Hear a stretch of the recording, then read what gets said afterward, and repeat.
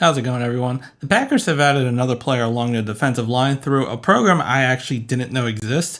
So they've added Kenneth Odumegwu from the International Player Pathway program. So this program started in the NFL in 2017 and provides a path for non-Americans to get a shot at playing professional football at a high level.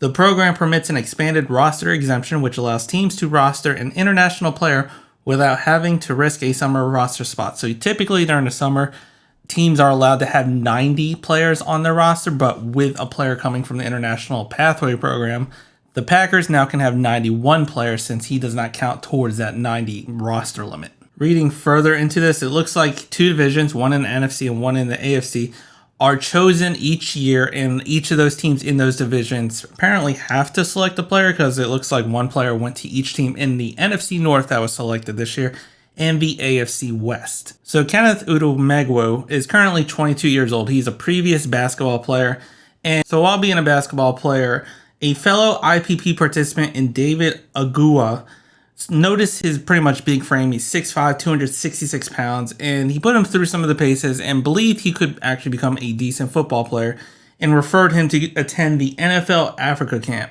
So Kenneth, in 2022, decided to travel to Osi Umenyora's NFL Africa camp, where they pretty much have players get prepared for the IPP combine and pretty much get them ready to be an NFL player or hopefully become an NFL player.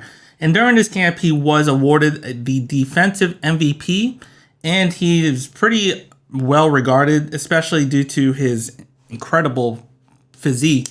And he ran a 4.8 40-yard dash with a 33.5-inch vertical jump.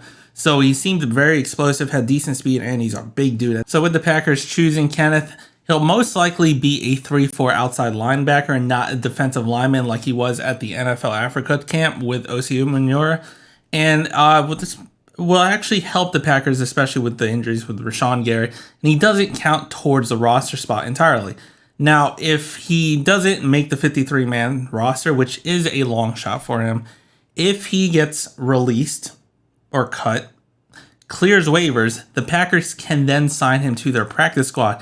And just how like it works for the 90-man roster, he won't count towards the actual maximum 16-player practice squad limit, so they'll be able to carry one extra, which apparently a lot of IPP players do tend to go that route because they're not ready entirely for the NFL. It's a whole different world.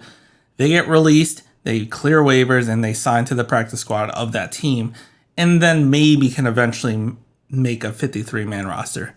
But I just wanted to give an update of a player the Packers signed through a program I actually had no idea existed.